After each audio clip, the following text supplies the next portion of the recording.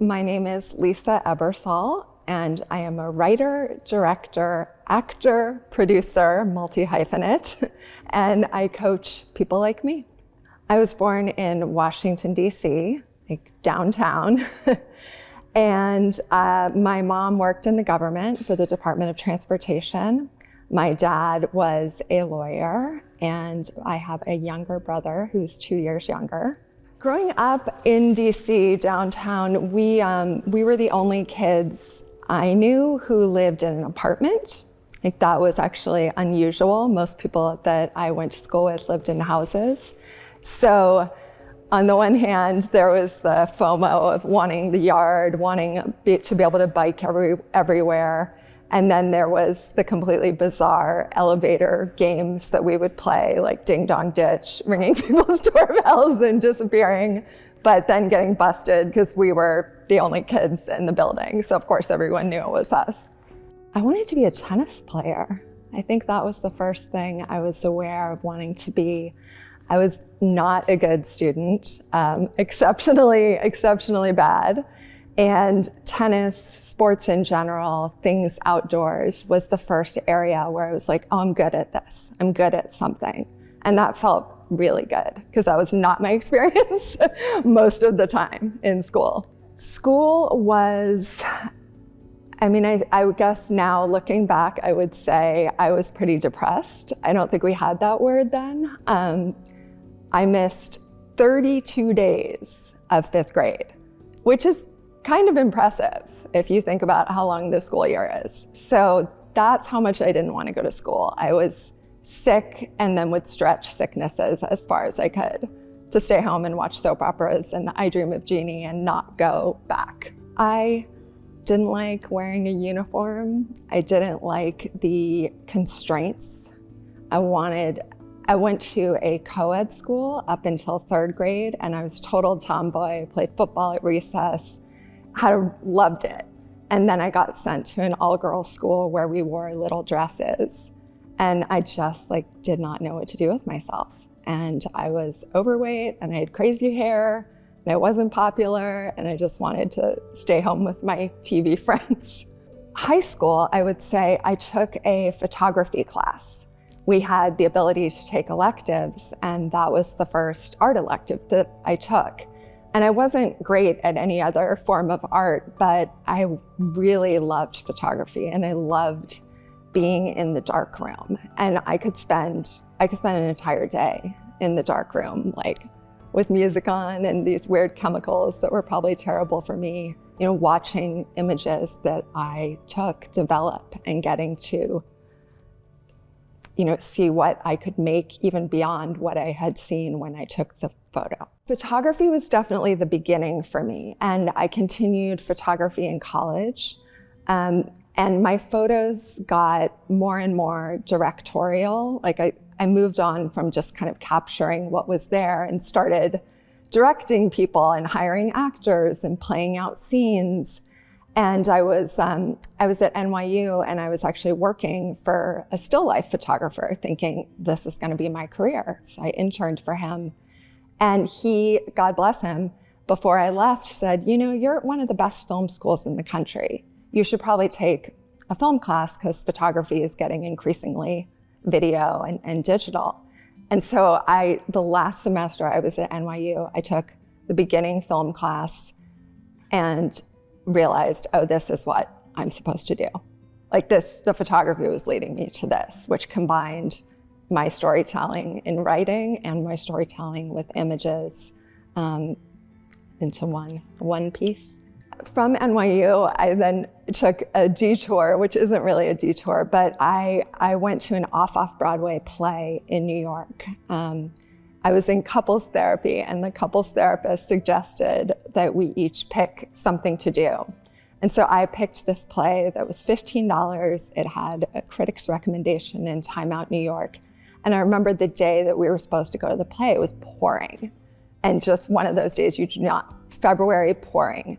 And my boyfriend was like, oh, do we have to do this thing?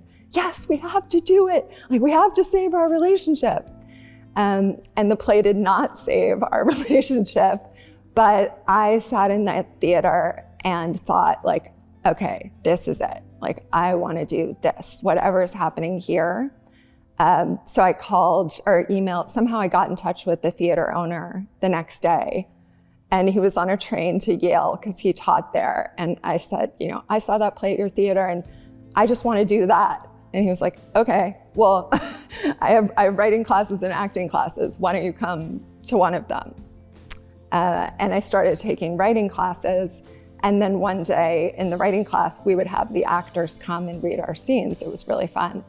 And one day there weren't enough women, and it was like a book club with 4 women. So I jumped in to act. And I remember, after the scene finished, he was like, "You're a better actor than you are a writer." And I was 27 years old. Like, I had no idea. I did not train as an actor. However, I took acting classes to become a better director. And I do remember in the very first acting class I took, I guess they were doing I think the exercise is called sense memory, where you're remembering something and you're trying to feel the emotion that you felt at the time.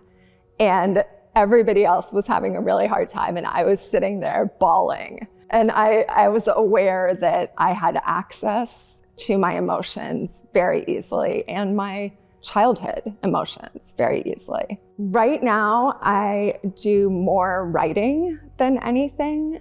And I'm very aware that I want to be acting more. So part of what's come up for me lately is like, okay, it's time to make a film, not just write films. It's time to make something again and be in it.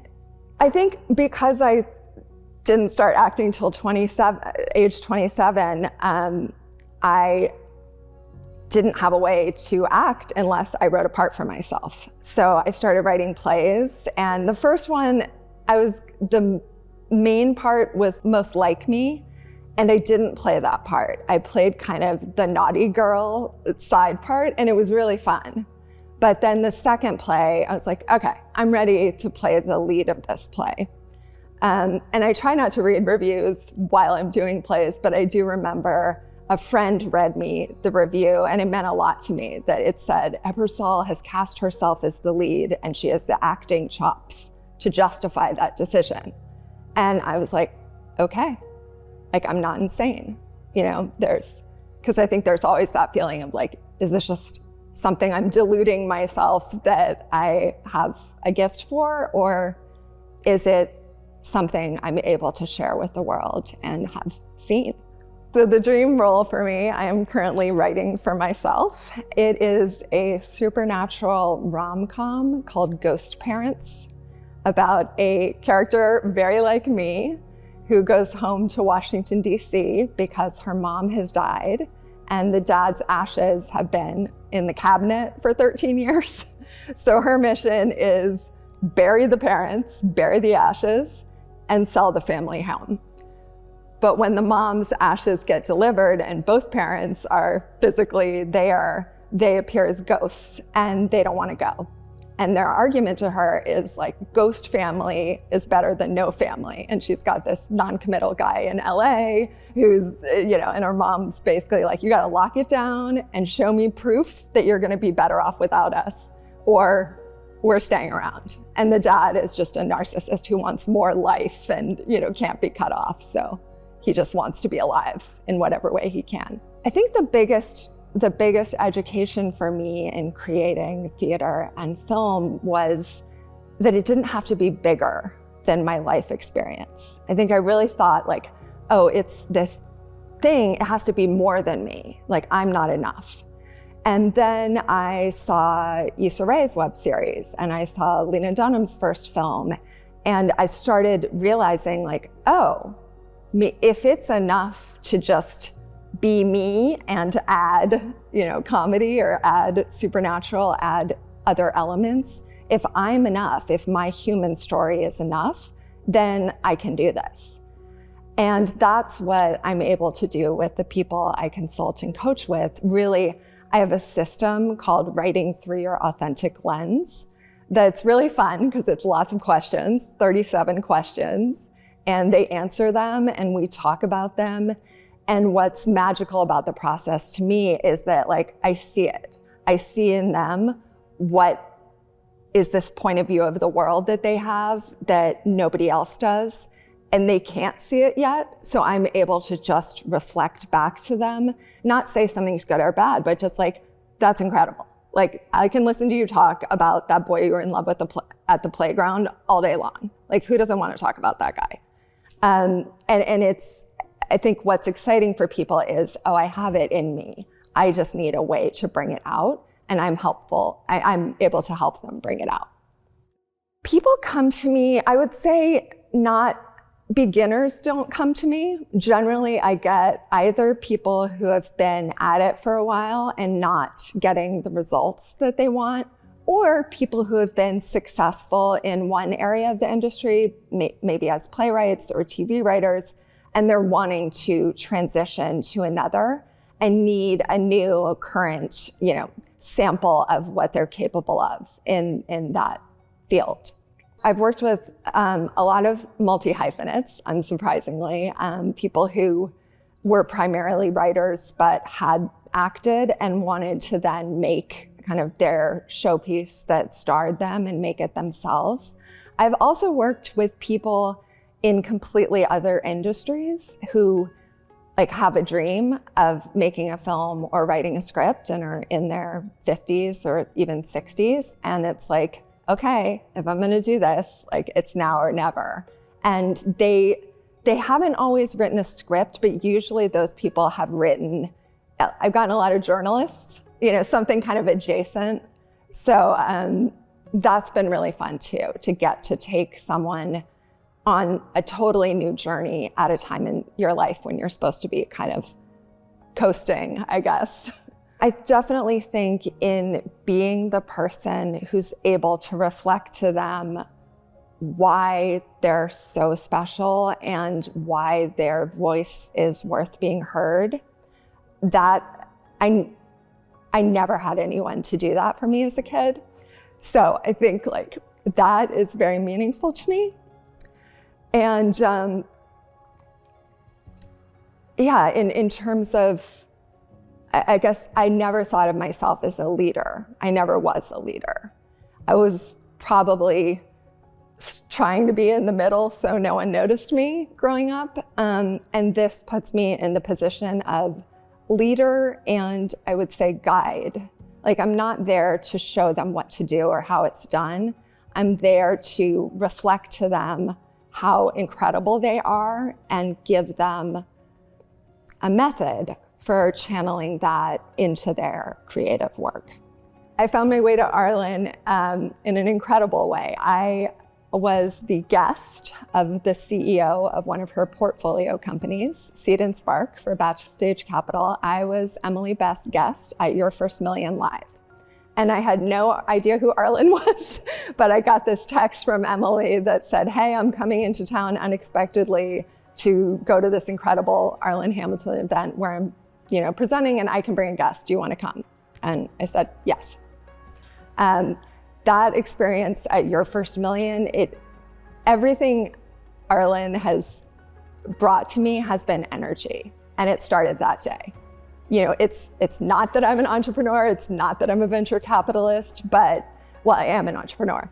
I wanted what was happening in that room. I wanted that energy, that hopefulness, that inspiration, and also the diversity of experience. It was incredible to hear from so many different, mostly women, and mostly Black women, so many different women, what their businesses were and how they had started. And I just was blown away. So I listened to the books, I listened to the podcast, I got on the email list. And when Inner Circle and All Access opened, I just immediately booked a call. Because it was funny to meet her for the first time, because for me, I'm like, oh, I've been listening. This person's been in my brain for 10 months. And yet I had never met her, but felt like I knew her and was grateful to have the ability to work with her one-on-one and work with this incredible communities, multiple communities that she's creating. I recently attended the taping of one of the All Access talk show episodes and won the trivia game. I won $1,000 after not volunteering for the trivia game. I got plunked in because someone had been on earlier, so I was the substitute, and I ended up winning the whole thing after not volunteering because my story is that I'm bad at trivia.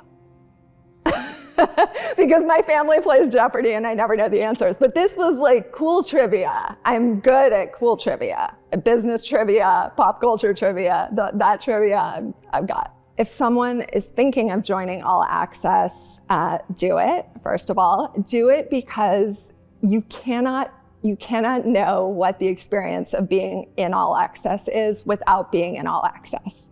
I can tell you about it, but until you're part of that community and exchanging energy with all of the hundreds of people that you don't know, there's no way to understand, first of all, the value of it to you, me, and then the value that we're able to give. I think that's the thing I saw very quickly that really resonated with me was like, I can be of service in 2 seconds, all day long. I can, vote on somebody's thing. I can reply to an email. I can say which picture I like better. In these small ways, I can be of service all day long. And I love that about it.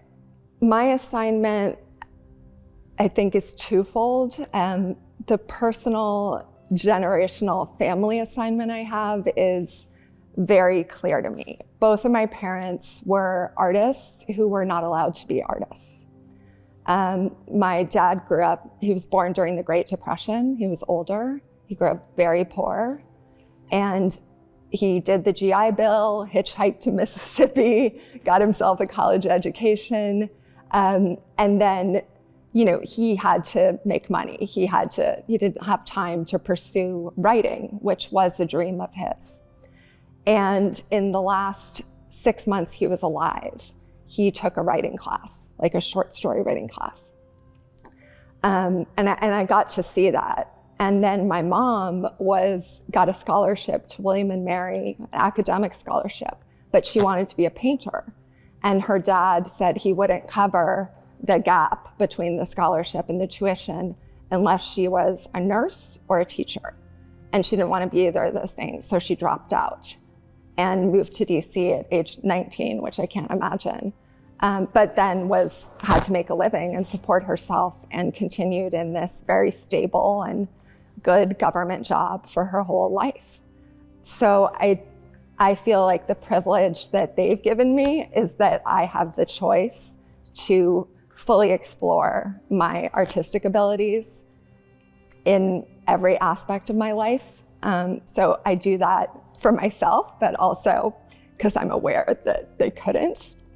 And then for other people, I think it's being able to reflect and be a conduit of their incredible presence and humanity and show them that that's enough, they're enough, and I want to watch their stories. And if I do, then I know others do too.